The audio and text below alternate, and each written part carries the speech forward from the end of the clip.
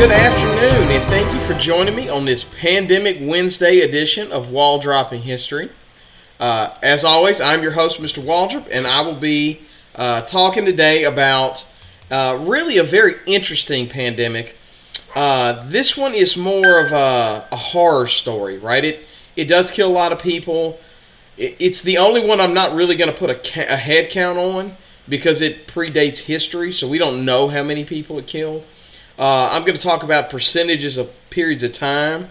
And by the way, thank you for showing up. Thank you, Nirali. Thank you, Rachel. And thank you, Quinn. If anybody else is here watching, let me go ahead and give you a shout out by saying hi in the comments section. But anyway, so this is a very interesting pandemic. It is perhaps the scariest, not in terms of how badly it affected people, like throughout history. And it's not in terms of the amount of people that are in danger today. It is... Oh, I'm muted?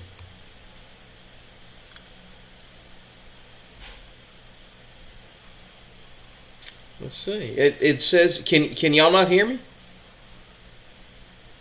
Let me know in the comment section if you can hear me. Hello?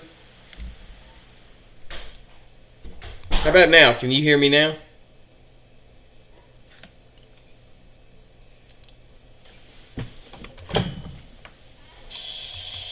Let me know now. Can you hear me now?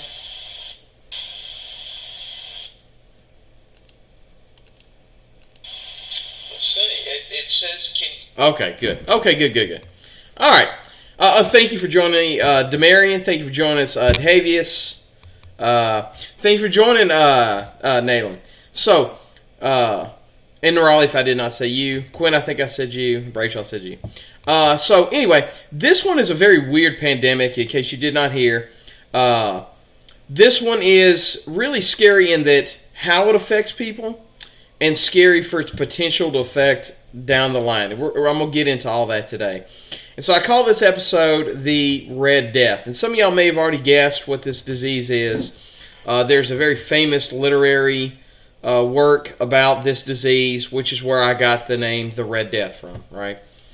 So this disease is going to go all the way back to they've traced it all the way back to as early as 17,000 years ago. It is believed that we got it from bison, right? That it's a disease that jumps species from bison to human. We don't know. It's not sure. And by the way, thank you for joining us, Kira. It is also possible that it jumped species from bison into another ancestor that predated humans and then mutated to be able to affect humans. We're not sure. It's that old, right? So this disease predates recorded history. So let's go back. This is probably the last graded pandemic that we're going to do, which, by the way, I don't know if y'all have heard, grades are due Thursday. So any grades you want turned in, I've got to have it done by Thursday. Now, that does not mean the show will end. If y'all care to show up to it, I'm thinking about doing this all through the summer. Obviously, I can't give you a grade for it, but, you know, I kind of enjoy doing it. It gives me something to do. It allows me to continue teaching. So I will probably still do it. So if y'all are interested in showing up, stay subscribed. Thank you for joining us, Ashley. Stay subscribed. I would love to continue to do this if y'all are interested. But the question I kind of ask is, why is this disease so deadly when it jumps species? And we've seen this happen over and over. We saw it happen with COVID-19, right, where it jumped from bats to humans. We've seen it happen with the bubonic plague, from fleas to humans. So we see this happen over and over and over. And one of the things about it is a disease is so deadly when it jumps species because a disease does not want to kill its host. Then it dies. So a lot of times it has to mutate to weaken itself to keep it from killing its host. Where it gets really deadly is when it doesn't immediately kill the host, right? Like AIDS we talked about. It jumps from monkeys to humans, but you can carry it for years and years and years, and it's never had a reason to weaken itself. The reason COVID-19 has been so deadly is because it can jump, it can last from years and years and years, and it has had no need to weaken itself just because you can carry it for 4 or 5 days and not know it. Okay, so this disease can affect any part of the body but it typically affects the lungs. When someone is first affected, they'll get a fever, chills, night sweats, loss of appetite, weight loss, and fatigue, right? Basic flu-like symptoms. So my question is, and this is one I really want an answer to, do you think COVID-19 has changed the way you feel about how you're going to react in the future to getting a cold or the flu? You know, I can't tell you how many people, myself included, that if we're under, well, God, I got sick back in January. If y'all remember, I had that strep throat thing.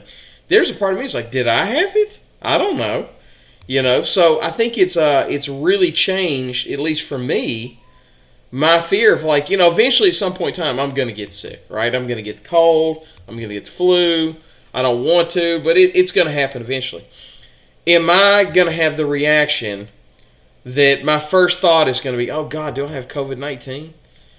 So it, at least for me, it's changed the way I'm going to react to getting sick.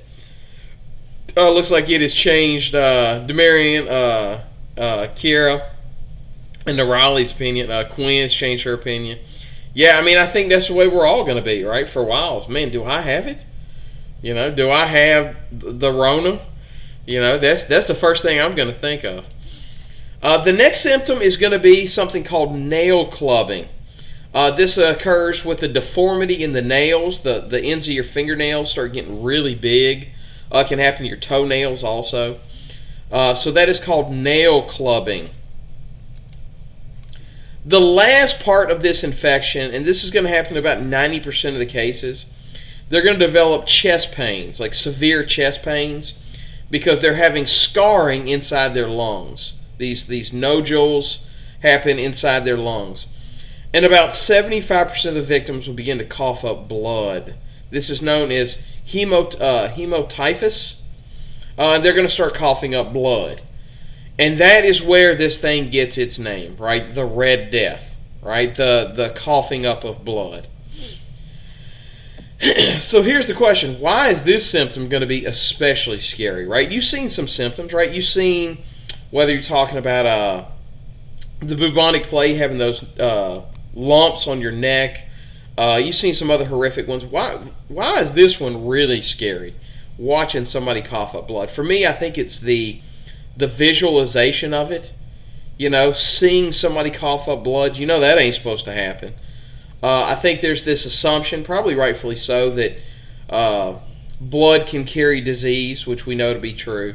So that brings that fear to it also. It's a visually horrific sight, right? Like just somebody throwing up in generals.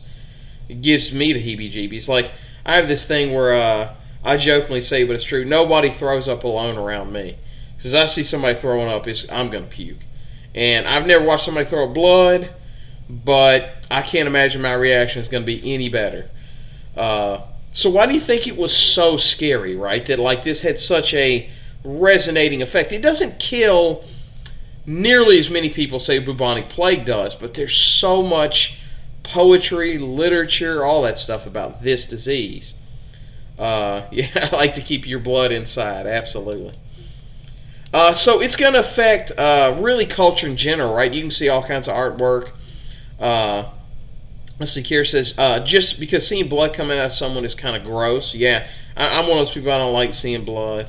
Because seeing someone cough up blood, which is not normal. Yeah, just the blood is scary, right?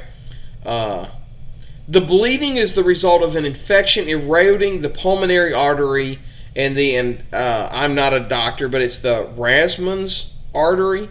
So I'm not, my anatomy is not good enough to be able to tell you which arteries those are, but I'm guessing they're main arteries in your lungs. This can often result in the death of the victim as they begin to drown on their own blood, right? They're coughing up blood, but their lung sac is filling up with blood, and they eventually drown on it. Or die from losing too much blood.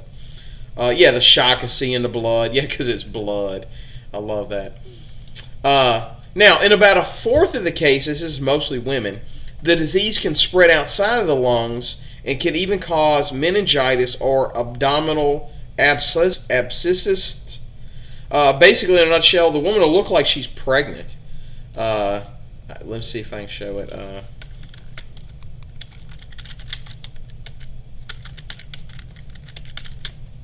Let me see if I can show you the images.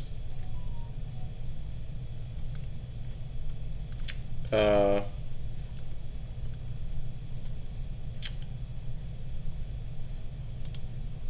yeah, you can kind of see some of these images.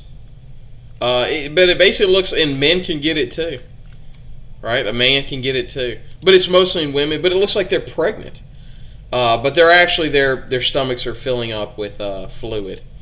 So why do you think this would be especially horrifying for women, right? Imagine you're a woman, you think you have TB, the disease. I think I just spoiled it for you.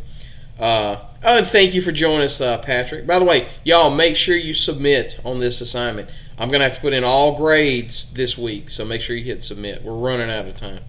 So why do you think this would be especially horrific for women, right? It's you see a pregnant belly, and it's supposed to be and thank you for joining us, Noel. It's supposed to be the symbol of life, right? But imagine you're a woman, you start getting this, splotchy, bump-filled belly, and it's like, it's like the perverseness of it, right? This symbol of life is now becoming a symbol of death. I can't imagine for a woman anything more horrific. And especially back then, it's like they don't have testing, so she's probably thinking, God, am I pregnant? Is this the disease? Like, what is it, right? So it's got to be especially horrific for women. Now, even those that survive the initial symptoms are often left with lung damage. Without modern medicine, about a half of all patients die within 5 years of getting the disease. Horrible mortality rate, right? It's not bubonic plague bad, but that's terrible, right? 50% of all patients are going to die within 5 years. And that's a slow, painful death, right? At least with the bubonic plague, they're usually dead. Yeah, make sure you submit them, Patrick. Go back and look through all of them and be like, yeah, I did that one. Let me go ahead and submit that one. Yes, go back and submit any of the ones you have done. Please do. But yeah, I want you to understand the horror of this one. The bubonic plague, you're probably going to die fairly quickly, right? You're not going to live for 6 months with the bubonic plague. This one, you live and slowly die over the course of 5 years. So it's I can't imagine the agony of slowly watching somebody die over 5 years with this thing. So now you've heard what it does. Where does this rank to you on the scary meter? Is it the worst you've seen so far? If not, which one? All these pandemics I've done, which one do you think is the scariest one? To me, this was the scariest, right? Like, don't get me wrong, nobody wants to die. But if I got to die of a disease, let me go ahead and just die from it, right? Let me go ahead and... The only one I could think of that was probably maybe scarier would have been if I was alive and had AIDS back in the day, where I slowly die over 6-7 years. Don't want to die that way. And by the way, a lot of people that die of AIDS actually die of this disease. It weakens their immune system to the point where they can't fight off this disease. So to me, this is kind of one of the scariest ones to me. It's the one if like you ask me which one do you not want, I don't want this one. I mean, I do now thanks to modern medicine, but I would not have wanted this without modern medicine. And the act of drowning, right?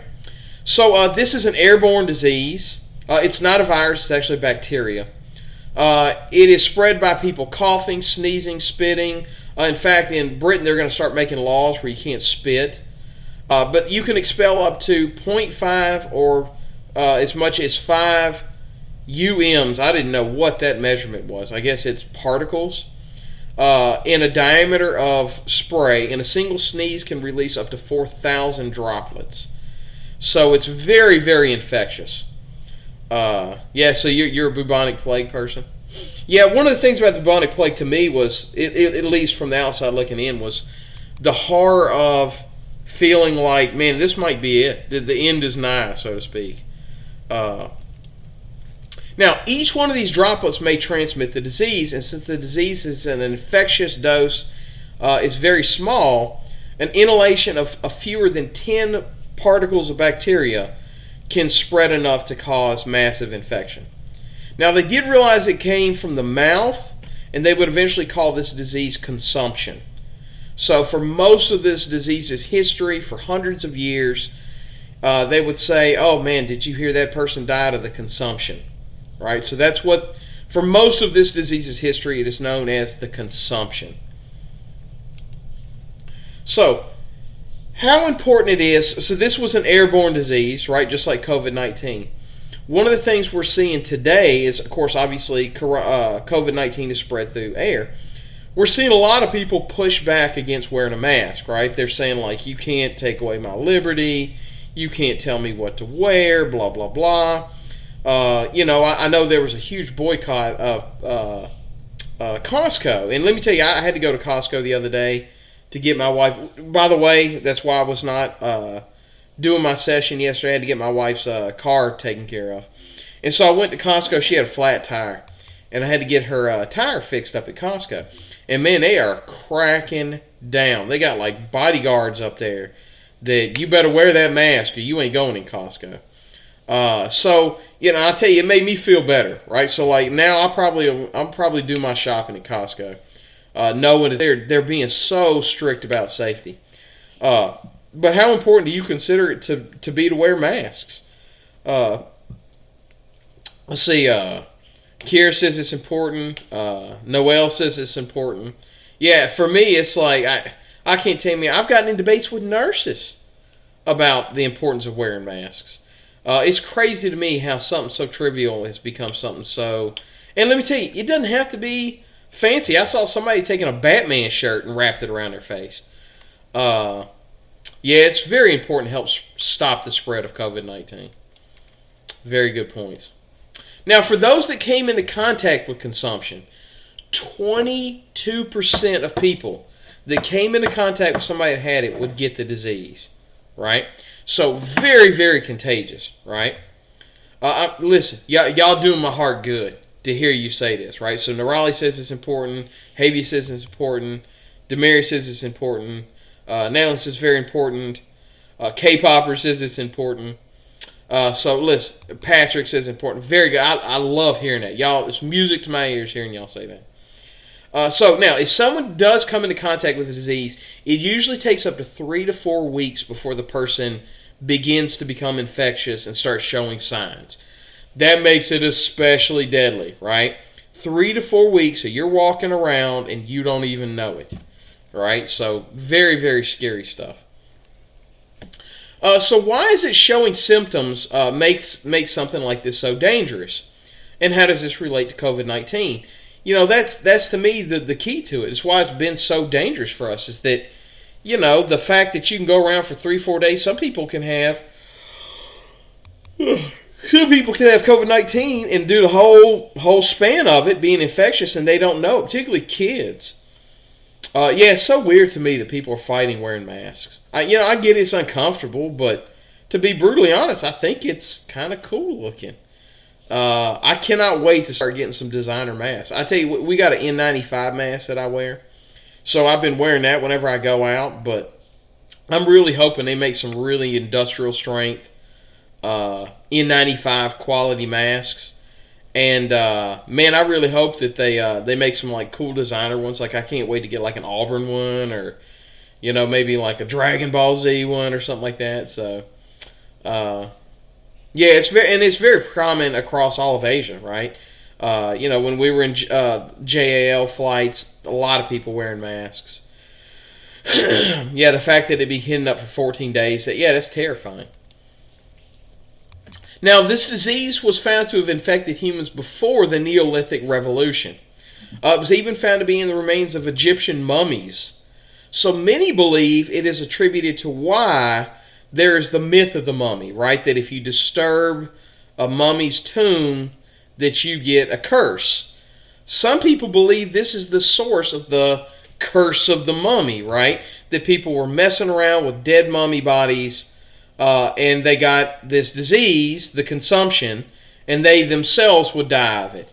So that this is the source of the curse of the mummy, right? This is why people believe that, right? Let's see, it's stupid that people are protesting. Yeah, you're preaching the choir on that one.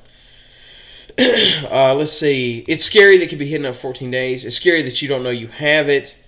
You'll be spreading it without even knowing it. That's very true. Has anyone purchased a gas mask? I purchased the bubonic plague mask. But no, I don't have a gas mask. So my question is, do you have a favorite mummy movie or story? Why do you think they attributed the disease to the curse of the mummy? Right? Like, how do you think they made that conclusion? Not that they were messing with a dead body and it gave them the disease, but that it was cursed. Right? So I'm curious what you think below. For me, a personal favorite mummy movie, I love those Brendan Fraser ones. I didn't like the third one. I thought that one was garbage. Even though I like Jet Li. My kind of beef with the third one was those weren't mummies. He's fighting terracotta warriors. Those don't have dead bodies in them. They're just rock statues. So it should have been called, instead of Mummy 3, it should have been called Statue Warrior. You know, like those aren't mummies. So that was my beef with the third one. But I like the first two Mummy movies. The new one with, what's his name? The Scientology guy. Tom Cruise. I thought that was alright. It didn't blow me away, but I thought it was alright. But I'm curious if you have any favorite mummy movies. Now, before the Industrial Revolution, folklore often associated the disease with vampires. So this also led to the spread of the mythology of vampires, right? That they drink blood. You know, so maybe you would see somebody that was undead, right? That they had the consumption and the coughing up of blood. You'd walk in and see somebody's mouth covered in blood and go, ooh, I wonder if they're drinking blood. And of course, a lot of people, rightfully so, associate blood with life, right? So many people believe that the original person with the illness drained the life from their other family members because they would get it, and next thing you know, their whole family starts dying. You could kind of see it, right? Like this idea of, you know, somebody is spreading it like vampirism. You can kind of see how it relates in there. So a lot of people attribute the belief that the mythology of vampires and drinking blood and spreading death and stuff like that it was attributed to the consumption. The Mummy movies with the kid and the bracelet. Yeah, the Brendan Fraser one. Yeah, The Mummy, right? Rachel fell asleep watching the Tom Cruise one. Yeah, the Tom Cruise's Mummy. So why do you think this helped spread the disease, the mythology of vampires? And do you have a favorite vampire movie?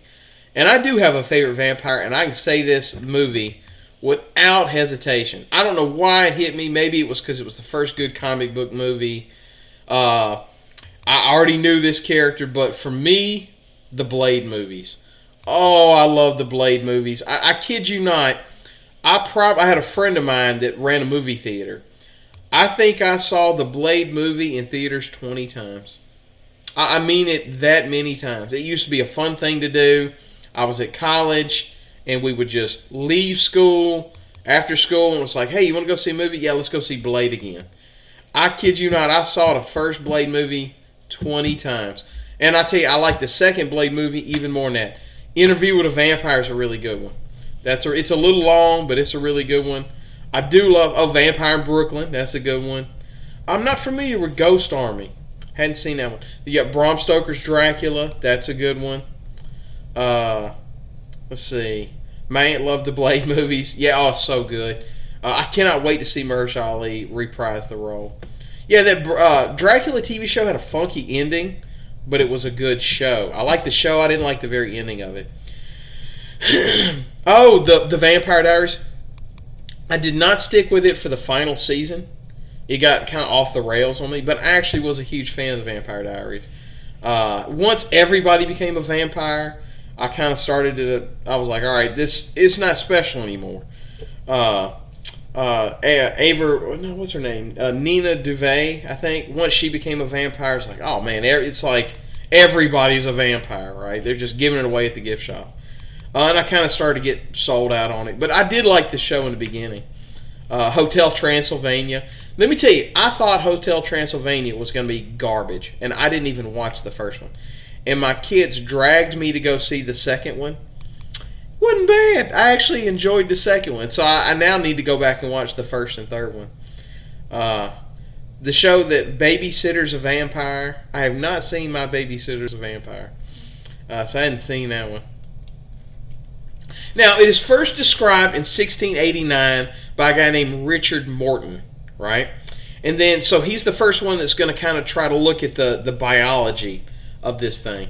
And by the way, thank you for joining us, Sydney. By the way, make sure you submit any assignments that you have not done already. Make sure you go ahead and submit them today, because I got to get those in there by Thursday. Yeah, I was surprised how good it was. Yeah, oh, and let me tell you this. I really liked, what's her name's little brother. The one that like got the power of like the hunters or whatever. I liked him, and they were supposed to have him cast to be Nightwing, but they ended up not making those Batman movies. The ones with Ben Affleck. So I thought he would have been a good Nightwing. But yeah, so anyways. So a guy named Johann Lucas Scholin would be the first to coin the term tuberculosis. And so it finally gets its name, and in case you've not already figured this out, consumption, y'all may know it now as tuberculosis or TB, right? And it first gets that name in 1839. Oh, Underworld, that's a good one. That's a good one. I forgot about that one. The vampires versus the werewolves. That was a good one. So in 1838, a guy named Dr. John Croghan began taking patients into a cave in hopes of treating them with the disease, thanks to the constant temperature and purity of the cave air. However, all of them died within a year, so it actually made it worse, not better. So that didn't work. That was the next major attempt at trying to deal with it. So why do you think he thought a cave would help? And of course, we now know that the moist air and the cool temperature actually helps a lot of bacteria. But he thought that the purity of the air would help them. Of course, it ends up making it worse, and they died faster. But why do you think he thought a cave would help? You can kind of get it, right? Maybe they like that, the air's cleaner in a cave, maybe. I don't know. So in 1882, a guy named Robert Koch identified the disease as bacteria, right? So he's the one that makes the huge breakthrough that it was bacteria, not magic or sin or a curse or a plague or vampirism or whatever. That it was actually bacteria. He would actually get the Nobel Prize in Physiology or Medicine in 1905 for this discovery. So now we know what it is. It's a bacteria. We know what is causing it. Now, one of the things that we did not understand is you could actually get this disease from cattle, and therefore it was not discovered that cows could be a carrier of the disease, but it wasn't killing them, and so you drink their milk and you would get it. Yeah, and that's another one too. They probably thought the isolation, the quarantine would help. So later in the 1900s, the risk of the source was dramatically reduced when they began pasteurizing. I don't know if you've ever looked at it, but when you look at the side of your milk container, it'll say this milk has been pasteurized and homogenized, right? It's got all this stuff. And part of that is to reduce your risk of getting infectious disease from the milk. So that is part of the reason it is done so. So here's my question to you, and this is something that I've kind of gone back and forth with. How worried are you about getting contaminated food with the COVID-19? Let me tell you, when this first came out, I didn't eat out anywhere. I only ate groceries. We were super panicky about it. Now I think they have said, and I had a doctor break this down for me in really good detail, but your risk of getting it is extremely low if you're eating out, right? If you're eating out from to-go food, not eating out because you're sitting there at a restaurant, which, by the way, a lot of these restaurants have opened up at 25 capacity. It does not do you any good if you're all crammed together. It's defeating the purpose. I've seen some Mexican restaurant near us that had a bunch of people outside in the parking lot. Man, they are cheek to cheek. Boy, it was bonkers. So you're still worried, Raleigh? Looks like Sydney is not worried. Demarion's not worried. Quinn's not worried. Yeah, look, I'm not eating out every day, but I think, on rare occasions. Me and my wife are about to celebrate our anniversary. I might fix a fancy dinner, but maybe we contemplate ordering out like a steak or something like that. Yeah, I think we're gonna end up having a quarantine anniversary, unfortunately. Not really, because it's rare that you eat out anyway. Yeah, that's probably good. Kind of worried that's why I eat fast food. Actually, and I'll say this, fast food is actually the one that kind of scares me a little more. Just because they may or may not have access to gloves and masks and stuff like that. Cautiously. Oh, yeah, yeah. Well, I tell you, it would be sweeter if we could actually go celebrate it, but it is what it is.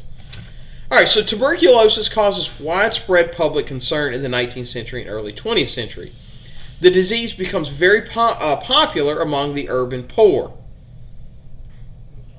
Well, she's in the live stream, so she can hear it. She knows that we can't really go out and celebrate. Not really. I'm going to try and think of something to do creative, but obviously the pandemic makes that really tricky.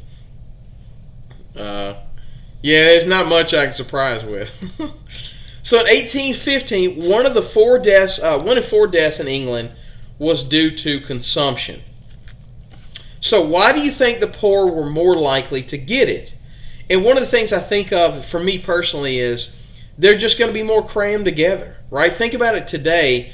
One of the things we've seen is poor are more likely to get the Rona, right? Corona. Because they're more likely to be in apartment complexes. They're not able to social distance as much. It is what it is, yeah. Yeah, it's really hard to surprise Rachel. I can't tell you how many times I've tried to give her a surprise, and she has figured, especially buying gifts, she finds those out pretty easily. But why do you think it's more likely that the poor are getting tuberculosis? Now, one of the most famous descriptions of it comes from a guy named Edgar Allan Poe. Now, he is going to lose both his mother and his wife to the consumption. And yeah, I'm not good at keeping secrets. Yeah, I'm terrible. I got a terrible poker face. Not a good liar. I try. It's funny. When I used to be bad as a kid, I realized very quickly I'm a terrible liar. And my son has figured out the same thing. So his go-to strategy was kind of the same as mine, which is just to admit it and throw myself on the mercy of the court. Yeah, you can't get medical help as easily. That's a good point. Poor hygiene, cramming in small paces, good. Because their immune systems might be weak. Yeah, poor nutrition, that's a good one. Yeah, there's a virus for wealthy people. It's called arrogance. So anyway, Edgar Allan Poe, he's going to lose his wife, which is also his cousin. He married his cousin. Married her at an early age, too. Like, I think they got married when she was like 13. Again, that is common in that era, right? Like, a lot of people married inside their family, particularly cousins, and they married very young, right? So, like, if you ever read the quote the raven nevermore, when he's, weary on a night contrary, that whole thing right there. That is him writing about having lost his wife to consumption, right? So he loses his wife and he loses his mom to the same disease. So I want you to hear how he describes it. And he says, the Red Death had long been feeding on the country. No sickness had ever been so deadly, so great a killer, or so fearful to see. Blood was its mark, the redness and the horror of blood. There were sharp pains and a sudden feeling that the mind was rushing in circles inside the head. Then there was bleeding through the skin, though it was not a cut or broken, and then death. The bright red spots upon the blood, and especially upon the face of the sick, made the men utterly turn away from him, afraid to try to help, and the sickness lasted from beginning to the end. So that was Edgar Allan Poe's description of the consumption. Now, the infected poor were encouraged to enter this sanatoria that resembled prisons. So it was a voluntary thing, but basically you could sign up to go to these prison-like clinics. And of course there was a lot of stigma involved, so a lot of people did voluntarily check in. The wealthy had their own version with excellent care. But even with their supremely better care, still about half of them died within 5 years. So it seemed like it didn't matter what level of care they got, whether it was poor or sick, you died just the same. Let's see. I read about him. It was depressing. Yeah, it's pretty depressing.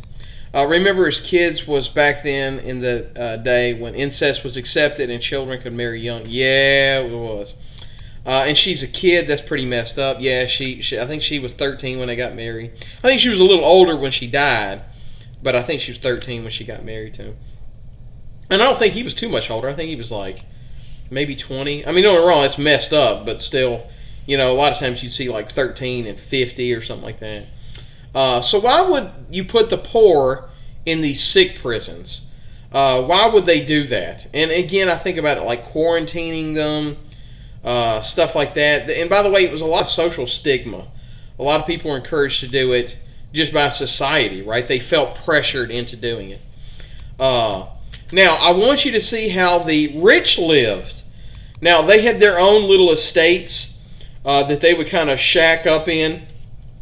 And one of the reasons, too, why the wealthy survived over the poor is a lot of times they would self-quarantine in these huge estates. As the disease continued to grow, it would account for nearly a fourth of all deaths in Europe. Yeah, just because they're poor. Isolating the poor from the rich. Now, although the mortality rate for the wealthy and the poor were equal, treatment of the two was radically different. And of course, you can see how well they're living. The treatment of the two would create class resentment. Many of the wealthy would choose to quarantine themselves in their large estates and let the poor risk their lives to serve them. And this is one I kind of think about today. When we talk about reopening the economy, a lot of things we're talking about really is forcing the poor to get off unemployment and go back to work so that the wealthy can have haircuts, nail salon appointments, they can get their food, going out to eat. So, there's part of me that worries about that, right? That, like, a big part of our rush to get off the lockdown is really a rush to make the poor get back to work serving the wealthy. Okay, so she died when she was 24, right? So she's a little older. He was 27 and she was 13. Yeah, it's still horrible. The one that I always go to as my go-to horror is when Pompey, Julius Caesar's buddy, married his daughter. He had to wait for her to have her first cycle to consummate the marriage. So she was like 11, 12 years old, marrying a 60-year-old. So that was always my kind of like, ugh. But yeah, okay, that's pretty terrible, 27 to 13. Yeah, it's still kind of like that now. So yeah, that's something I kind of worry about, is our reaction to getting off the lockdown is really a desire to make the poor go back to work for the wealthy. And so my question is, how do you think the poor and wealthy are treated differently when coming down with COVID-19? We look at it as, I think we're over 80,000 deaths. But to my knowledge, I can't name a celebrity that died or famous person. Tom Hanks and his wife both had it. We were watching last night. Tony Shalhoub had another episode of Monk, like what's Monk been up to. And at the end, it turns out him and his wife both had it, and they're doing fine. So that's one of the things. Like it's weird because I'm starting to know people that died of COVID-19, but none of them are poor. Oh, Lee, welcome aboard, Lee. By the way, Lee, make sure you go back and hit, because I know you've done a couple of these. I haven't seen any that you turned in, so make sure you go turn those in. So how do you think the poor and wealthy are treated differently when coming down with COVID-19? Yeah, it is now called pedophilia, and we consider it bad. But let me tell you, back in Edgar Allan Poe's day, it was like the norm. Like nobody thought anything of it. So here he is. There's a cartoon video of his Mask of the Red Death, where somebody illustrated it. I didn't want to show the entire thing because it's kind of an allegory of sins, and that it ends with the punishment for their ultimate sin. And to give you an idea of what's going on, a lot of these really wealthy people, to distract themselves from the consumption, were having these masquerade parties in their palaces. And this is kind of the story of a poor person who has consumption sneaking into the party, this masquerade party, and giving everybody the Red Death. Right? That's kind of the story behind it, right? And I wanted y'all to see the very end of it because it was kind of a good illustration of the Red Death. And of course, each room represents a different sin, and it has a different color attached to it. And then all of a sudden, the Red Death shows up. Insult us with this blasphemous mockery.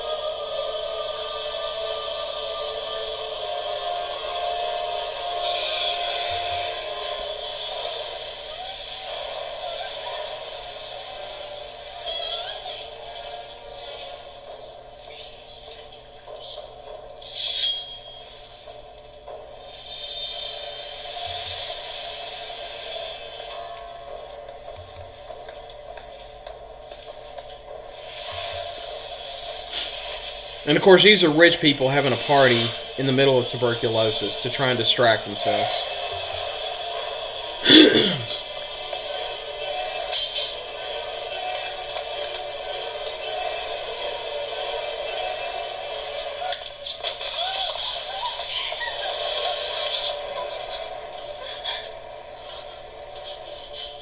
Notice the tips of her fingers.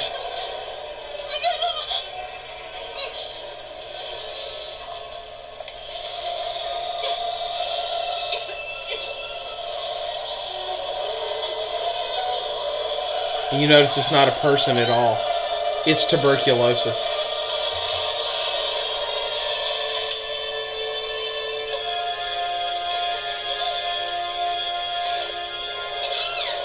Notice they're all coughing up. Some of them are coughing up blood.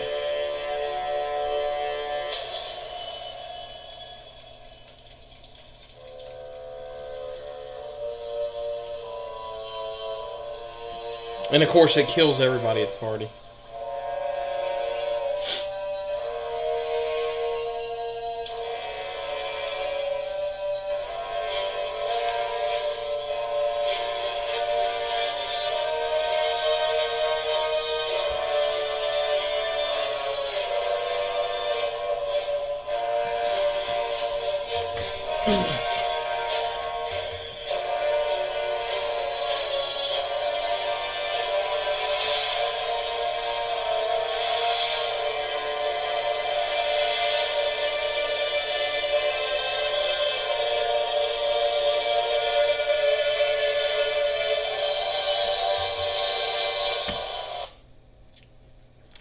Yeah, pretty creepy stuff, you know. And the thing I kind of think about when I saw that is, I think Edgar Allan Poe, when he wrote this, was to kind of show how. Now, this is before they really understood it, so I think he's kind of saying that like their sins brought about this disease. But one of the things I loved about it is, you know, this guy comes in, he's got a red mask, he pulls the mask off, and it is tuberculosis, like it's taken on human form. And, you know, it kind of shows that, like, look, and they're sitting up in their palace, trying to distract themselves from the world, but the reality of it is, this disease does not care how rich they are. They can't buy their way out of it, right? And so in the end, it ends up killing them all. Doesn't matter how rich they are. So I think that's kind of the purpose of Edgar Allan Poe kind of making this. And I wanted you to hear the last bit part of it, right? So this is a poem, not a cartoon, right? And so he says, and this is the very end of it. And now it was acknowledged, this is after they realized that it was tuberculosis, not a human, right? And now was acknowledged the presence of the Red Death. He had come like a thief in the night, and one by one dropped the revelers in their blood bewildering halls of their revel, and died each in the despairing posture of his fall. and the life of the ebony clock went out with that of the last of the gay, and gay means happiness. And the flames of the tripods expired, and darkness and decay and the Red Death held illimitable dominion over all. Basically, everybody dies. It didn't matter how rich they were, how much they tried to distract themselves. They died just the same. And I think that's kind of his purpose of that was to kind of convey the power of consumption. Okay, so my thoughts are, or my question are, what are your thoughts on the Red Death? The Edgar Allan poem. Maybe you've read it. Maybe you've seen the cartoon. I might put the link to the cartoon in the comment section or in the show notes in case you want to go watch it. But I'm kind of curious, what are your thoughts on the Red Death? Like, have you read it? What did you think of what you saw, the video? So let me know your thoughts below. Now, in 1913, a British Britain created the Medical Research Council. Now, it still exists today to deal with infectious diseases, but it's really created to figure out a way to fight tuberculosis. In 1921, yeah, it was pretty scary. In 1921, France would create a vaccine, but it would not be accepted widespread until after World War II. And this is one of the very first vaccines on the market. And you got to kind of understand why it is scary for people, right? Because, you sit there and you think about it, it's like, wait a minute, I'm injecting tuberculosis into myself? To cure myself of tuberculosis? Nah, not doing that. So you can kind of understand why, before people understood it, why it'd be so scary to get a vaccine. Yeah, so Noel says, so Rachel wants to watch it. I'll put it in the show notes then. It shows the dangers of the disease cannot be, I'm not sure what he was going to say. Oh, ignored. Yeah, absolutely. It seems scary, especially the coughing up of blood. It's very interesting, but also very scary. So I'll put a link to this video that I just showed you in the show notes. Now, improvements in sanitation, the creation of vaccination, and other public health measures begin to reduce rates of tuberculosis. It ain't going away, but it's getting better, right? Then comes along arguably the greatest medical breakthrough in human history. Now, a lot of people go back and forth. Is it the vaccine? Is it antibiotics? But in 1946, antibiotics are discovered, right? The old, penicillin, all that stuff, right? And they come up with streptomycin, I think is the name. I might be mispronouncing it. But anyway, they found this antibiotic was found to all but cure tuberculosis. By the 1950s, the mortality in Europe had decreased to 90%. So 90% of people that got tuberculosis, it was 50%. Now 90% of them survive, right? So it is the magic cure, so to speak, right? You pop a pill, you're good to go. So what do you think? What do you think is the greater medical accomplishment? Is it vaccines? Is it antibiotics?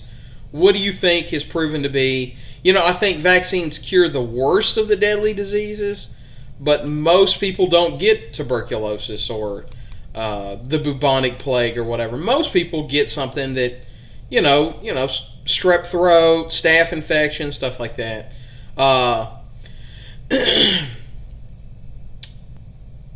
Streptomycin. Okay, streptomycin.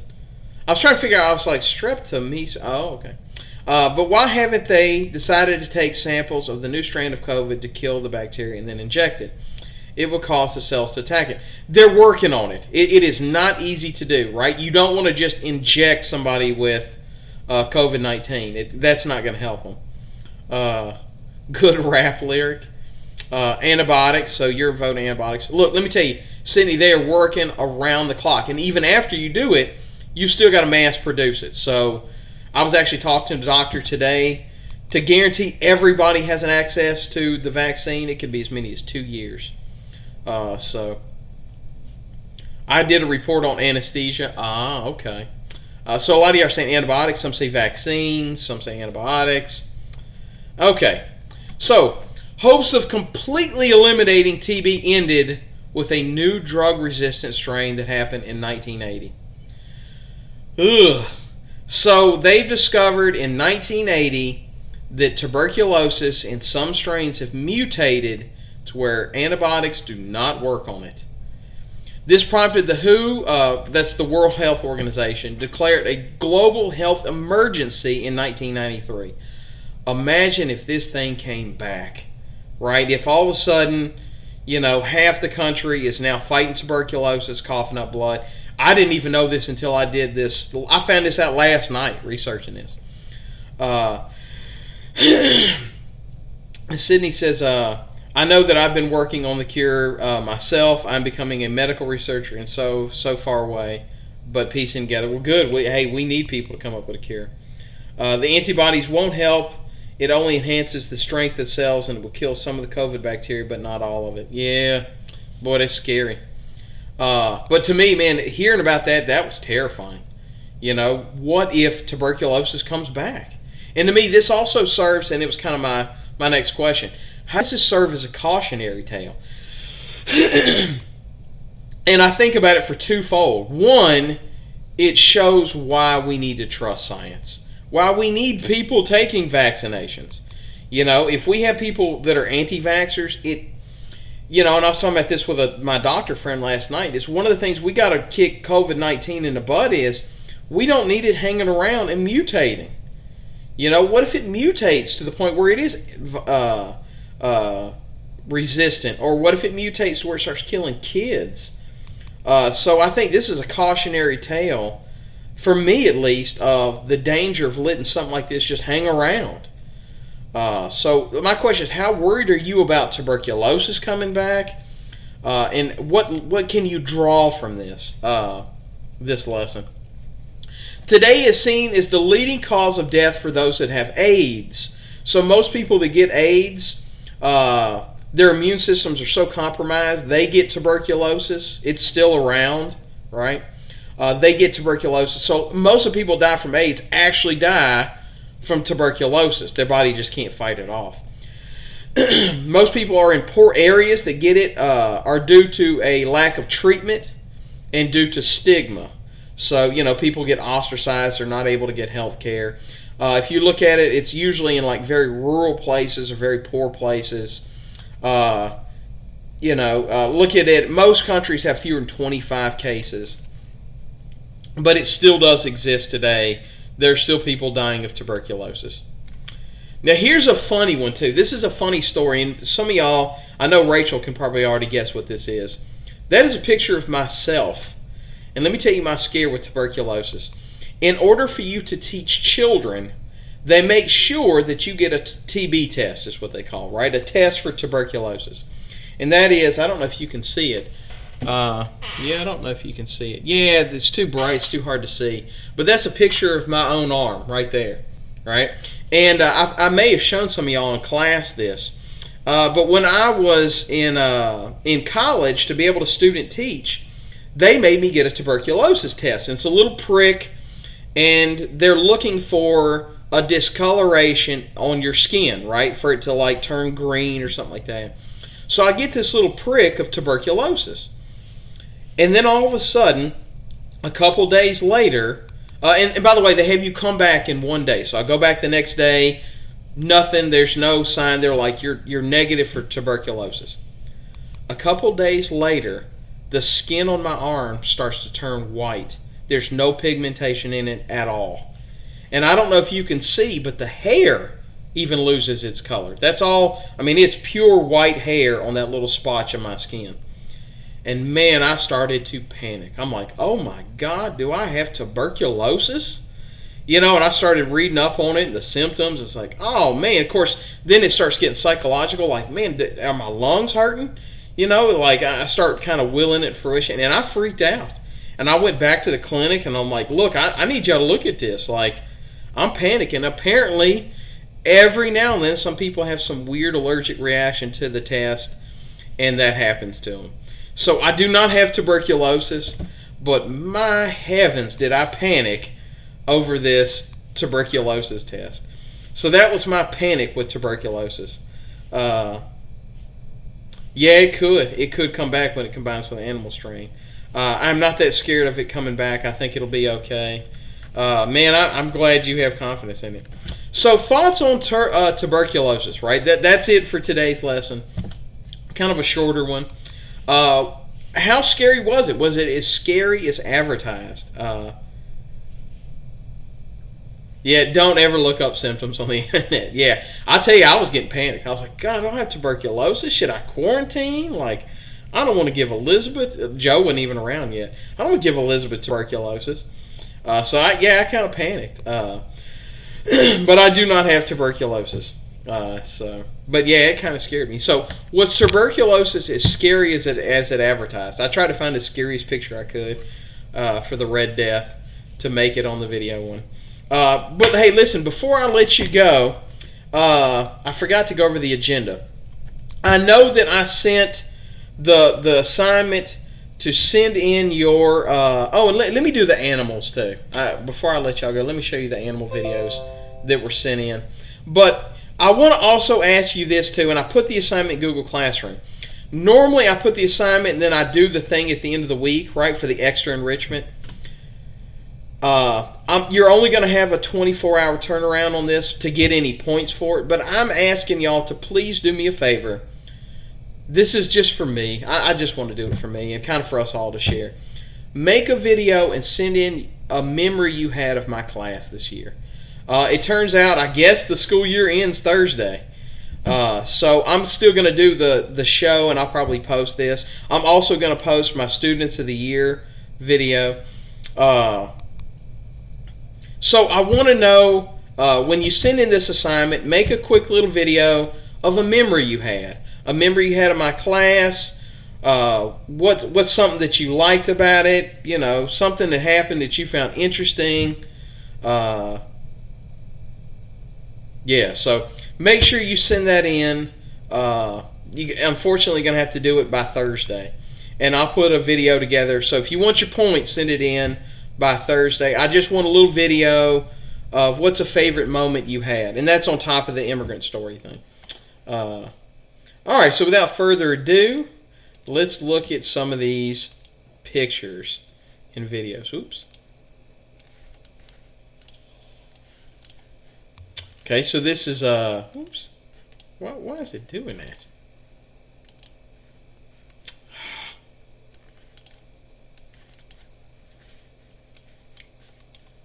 I don't know why it's doing it. Hold on one second.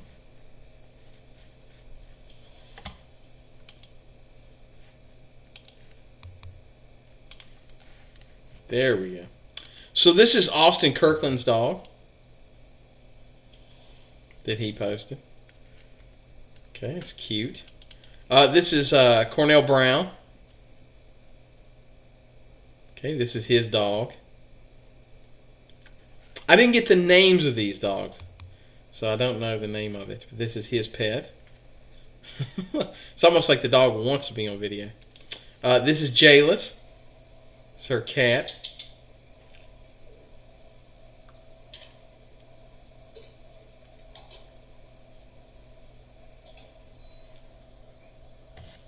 Khaleesi. Oh, and her cat's name's Khaleesi. I like that from Game of Thrones.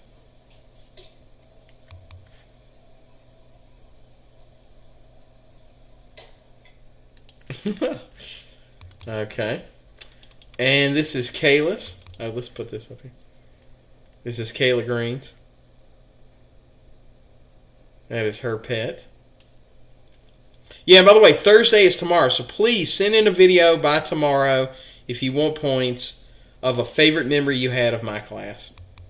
Or maybe it's something I said, you know, something that stood out to you, a lesson, something like that. Okay, here's Kira's. Oh, look at that. Oh, you put it to music too, that's cool.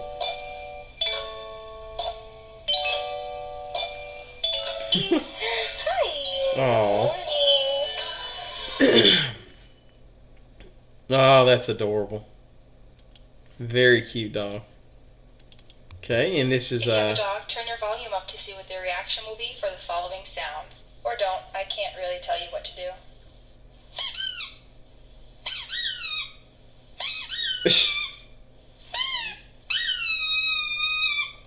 Yeah, we do that a lot with our dogs. We'll play videos of other dogs bark and just see them freak out. Okay, and here's Quinn's. Oh, it looks like some little Chihuahua mix, maybe.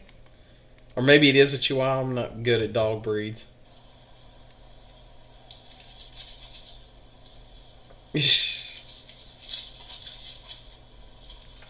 And this was sent in by That Kid 211. I'm not sure who that kid is.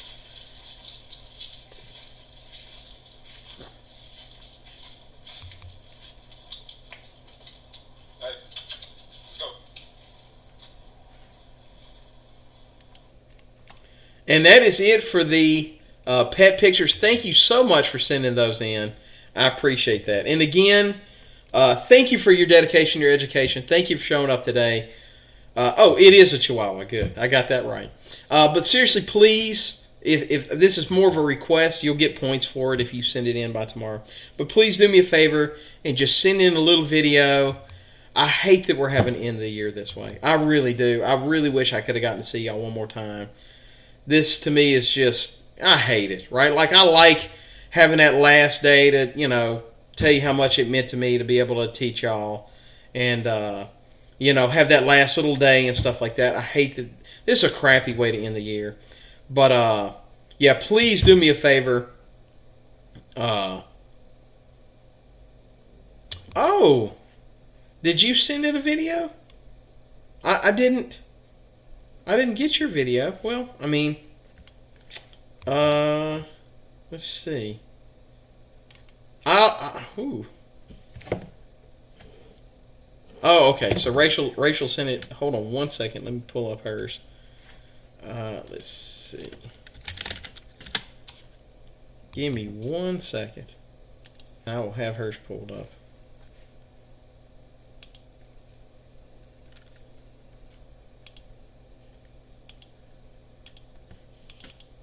Oh, internet.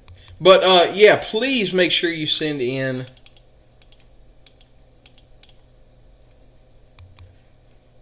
Oh, advertisement played just fine.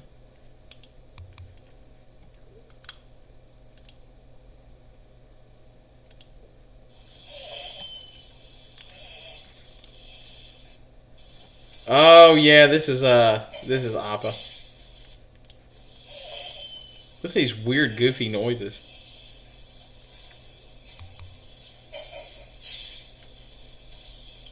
Barely again.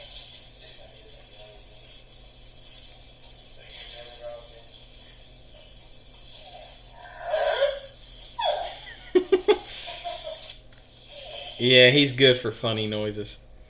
But yeah. Oh wait, could y'all couldn't see it, could you? Oh, y'all couldn't see it. I'm sorry. Hold on.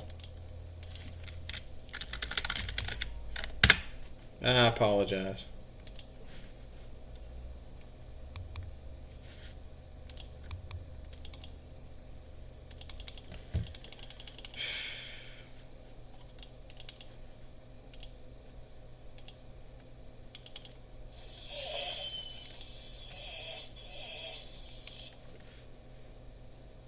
Here we go. Here we go.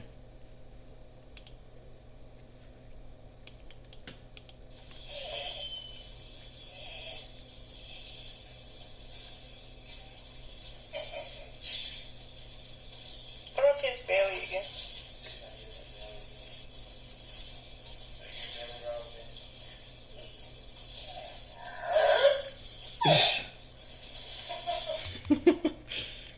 Yeah, that was pretty funny. But yeah, please, I hate to give y'all only 24 hours to get it in time for points. I was literally told Monday that this would be the last week for grades. So I apologize for that. But please, it would mean a lot to me if y'all can send in just a quick little video of a favorite moment you had in class, a favorite lesson, something like that. So, and again, thank you so much for your dedication, your education. That's going to do it for today's episode of Wall Dropping History. Thank you so much for joining us. It's been a blast. I'm going to continue to do these as long as y'all keep showing up to watch them. So if you're bored during the summer and you want to to continue remote learning or just showing up and having fun, please feel free to do so. But I'll probably do some of these during the summer too. So, all right. So I'm gonna have one more lesson of remote learning that actually I can count for points, and that's gonna be it for points. And a lot of them after this are gonna really be to prepare you for your senior year. So maybe I can work out something to get points for next year. But anyway, so that's gonna do it. So thank you so much for your dedication and education, and until next time, goodbye.